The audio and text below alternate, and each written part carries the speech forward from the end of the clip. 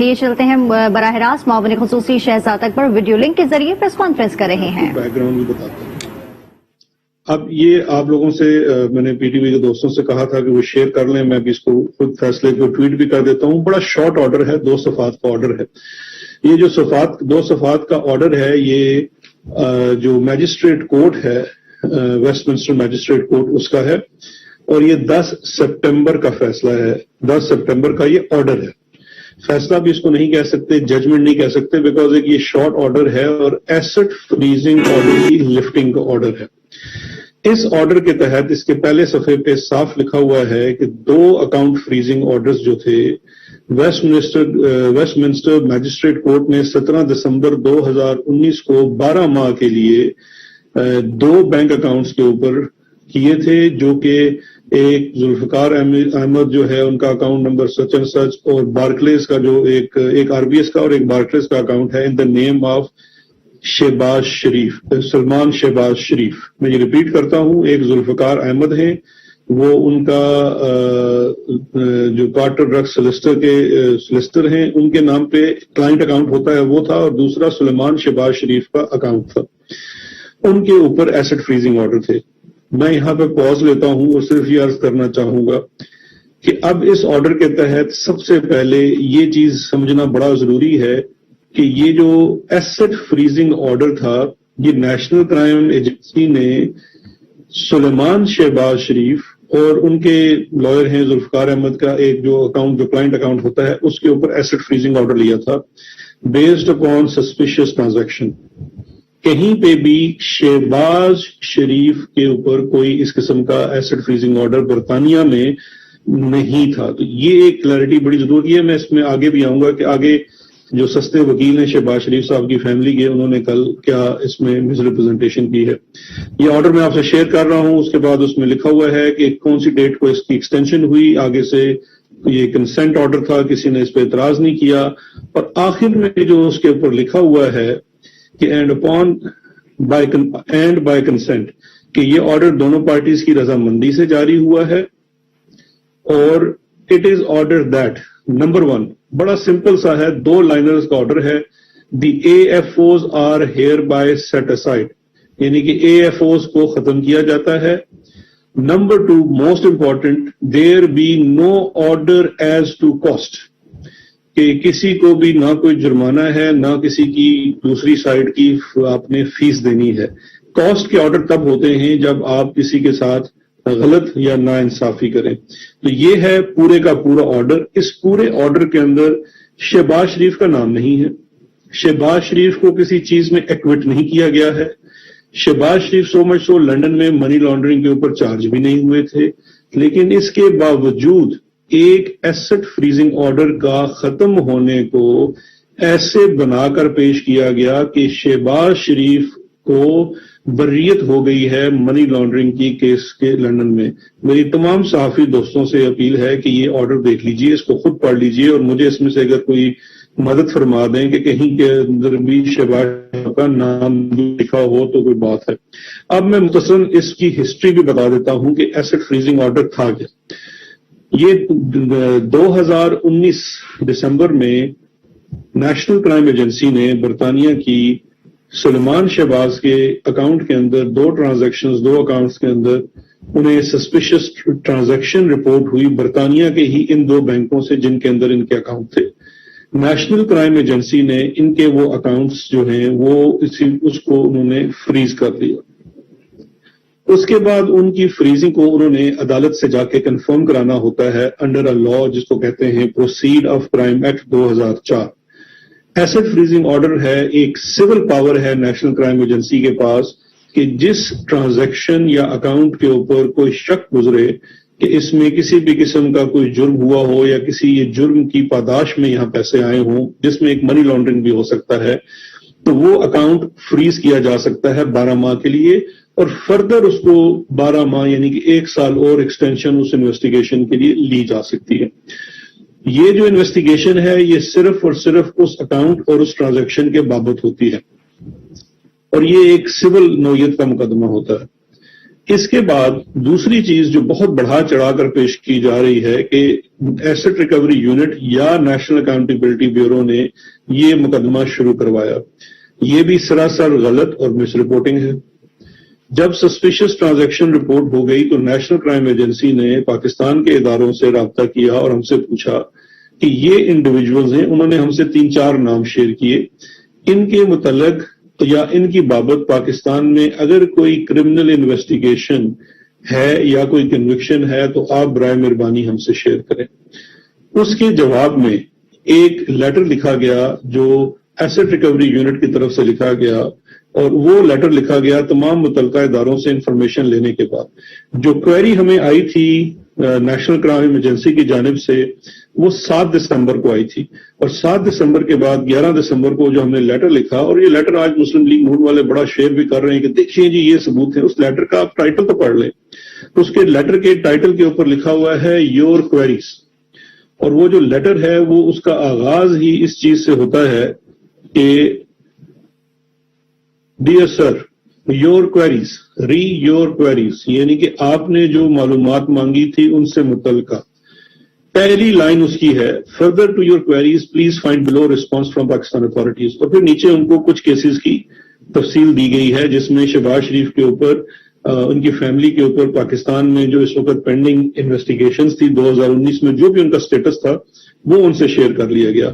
اور آخر میں ان کو ایک لکھا گیا جو آپ سے نون لیگ شیئر نہیں کر رہی. وہ آخری لائن لکھی ہوئی ہے should you require further assistance we shall be more than happy to assist with any further UK investigations.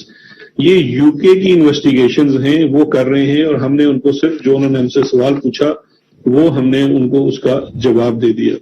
اب میں 2-3 چیزیں آپ سے پوچھنا چاہ رہا ہوں یہاں پہ جو بڑی ضروری ہیں اور اس پورے چیز کو سمجھنے کے لیے. دیکھیے ایسٹ فریزنگ آرڈر ہوتا ہے سلیمان شہباز کا. سلیمان شہباز کے 2 اکاؤنٹس کے اوپر سسپیشس ٹرانزیکشن کی بنیاد کے اوپر ایسٹ فریزنگ آرڈر آتا ہے. سلیمان شہباز کی 2 سال بعد وہ asset freezing order national crime agency ختم کر دیتی ہے اور کورٹ جاتی ہے کہ جی ہم فردر انویسٹیگیٹ نہیں کر رہے. اچھا, جو واضح طور پہ لکھا گیا کہ اس کی AFO کو ختم کرنے کا مقصد ہرگز یہ اکنالج کرنا نہیں ہے, یہ ماننا نہیں ہے کہ آپ کے جو فنڈ ہیں کہ وہ قانونی ہیں. ہم صرف اس سٹیج کے اوپر اس کو فردر انویسٹیگیٹ نہیں کر رہے. یہ NCA کا ایک سٹینڈرڈ پروسیجر ہے اور انہوں نے ان کو لکھ کے دے دی. لیکن جو سب سے حیران کن بات میرے لیے تھی وہ یہ تھی, اور میں سمجھتا ہوں اس میں شاید شہباز شریف صاحب کا اتنا قصور نہ ہو جتنے ان کے سستے وکیل جو ہیں ان کی اس میں معاونت شامل ہوگی. مقدمہ ہے سلمان شہباز شریف کے اوپر, ایسٹ فریزنگ آرڈر ایشو ہوتا ہے سلمان شہباز کے اوپر, لیکن نیریٹو کیا بنایا گیا ہے کل سے کہ شہباز شریف سرخرو ہو گئے. بھائی شہباز شریف کیسے سرخرو ہو گئے؟ پاکستان میں چلتے ہوئے مقدمات کے اندر جب پوچھا جاتا ہے TT کے مقدمے کے اندر شہباز شریف صاحب سے کہ آپ کے بیٹے کے اکاؤنٹ میں یہ جعلی TTs آئی, سلمان شہباز کے اکاؤنٹ میں جعلی TTs آئی, حمزہ کے اکاؤنٹ میں جعلی TTs آئی, آپ کی زوجہ ان کے اکاؤنٹس میں جعلی TTs آئی. آپ اس کے بعد کہتے ہیں میرا ان سے کوئی تعلق نہیں ہے, یہ سوال آپ ان سے کریں. یہ انٹرویوز کے اندر بھی ان سے سوال کیا گیا ہے شہباز شریف صاحب سے, اور انہوں نے کہا ہے کہ میرے جو بچے ہیں ان کے اپنے بزنس معاملات کے جواب وہ خود دیں گے. لیکن آج جب کل لندن میں جو 10 سپٹمبر کو ایک چیز ہوئی جس میں شہباز شریف صاحب کا کوئی تعلق نہیں ہے بقول خود ان کے, کیونکہ وہ کہتے ہیں ان کے بچوں کے اپنے افیئرس ہیں, شہباز شریف کے اکاؤنٹ کے ایسٹ فریزنگ آرڈر لفٹ ہوتے ہیں, ختم ہوتے ہیں, اور نیریٹو یہ نون لیگ گھڑ رہی ہے صبح سے لے کے شام تک کہ شہباز شریف سرخرو ہو گئے, شہباز شریف منی لانڈرنگ کے کیس میں بری ہو گئے. میں یہ چیز پوری سمجھنے سے قاصر ہوں کہ ایسے مشورے ان کو اور ایسے بھونڈے مشورے ان کو کون دیتا ہے. شہباز شریف اور ان کے بچے منی لانڈرنگ کا کیس جو مقدمہ ہوتا ہے وہ عدالت میں داخل کیا جاتا ہے. حکومت پاکستان نے نیشنل اکاؤنٹیبلٹی بیورو نے 7 ارب روپے کی منی لانڈرنگ کا مقدمہ شہباز شریف صاحب کے اوپر پاکستان میں اکاؤنٹیبلٹی کورٹ نمبر 4 لاہور میں داخل کیا ہے, جس میں 12 سے زائد گواہ گزر چکے ہیں اور وہ مقدمہ ابھی یہاں چل رہا ہے اور شہباز شریف صاحب اس کی تاریخیں بھگت رہے ہیں, وہاں گواہ پیش ہو رہے ہیں اور اس مقدمے میں ہی فیصلہ ہونا ہے منی لانڈرنگ کا. اس کے ساتھ ساتھ شہباز شریف صاحب, ان کے بیٹے حمزہ شہباز اور چونکہ سلمان مفرور ہیں، وہ دوسرا مقدمہ 25 ارب روپے کی منی لانڈرنگ کا FIA کے سامنے ان کی انویسٹیگیشن چل رہی ہے، جس کے اندر وہ بالکل کوآپریٹ نہیں کر رہے ہیں، جہاں اس اکاؤنٹ کی سمپل ڈیٹیل یہ ہے کہ ان کے جو شوگر ملز کے ملازمین، چھوٹے ملازمین 20,000 15,000 کی تنخواہ والے، ان کے نام کے اوپر بے نامی اکاؤنٹس بنائے گئے جس میں اربوں روپے کی ٹرانزیکشن کی گئی۔ وہ جو کیس ہے وہ اپنی جگہ چل رہا ہے۔ اب ان تمام کیسز کے اندر میں صرف یہ سوال پوچھنا چاہتا ہوں کہ کیسے ہو گیا کہ شہباز شریف صاحب سرخرو ہو گئے اس کے اندر؟ مقدمے پاکستان میں چل رہے ہیں، منی لانڈرنگ کے مقدمات ہیں، 2 مقدمات ہیں اس وقت شہباز شریف فیملی کے اوپر۔ ایک میں چلان داخل ہو چکا ہے، گواہ گزر رہے ہیں، ریفرنس داخل ہو چکا ہے، وہ نیب کی عدالت کے سامنے چل رہا ہے۔ دوسرا بھی انویسٹیگیشن سٹیج کے اوپر ہے، وہ FIA کے پاس چل رہا ہے۔ لندن میں جہاں کوئی کیس ہی نہیں تھا، AFO بھی شہباز شریف کے خلاف نہیں تھا، سلمان شہباز کے اکاؤنٹ کے خلاف تھا، لیکن وہ AFO لفٹ ہوتا ہے تو شہباز شریف سرخرو ہو گئے۔ میں حیران ہوں اس لاجک کے اوپر جو مجھے آج تک سمجھنے میں نہیں آئی۔ تو میرا مقصد آپ کو یہی کلیریفائی کرنا تھا۔ میں یہ جو آرڈرز ہیں یہ بھی ان کے ساتھ شیئر کر لیے ہیں، آپ کے ساتھ، میڈیا کے ساتھ، یہ بھی ہم سوشل میڈیا پہ بھی دے دیں گے۔ اب اس کے بعد اگر آپ کا کوئی سوال ہو جی ضرور کرنا ہے صاحب۔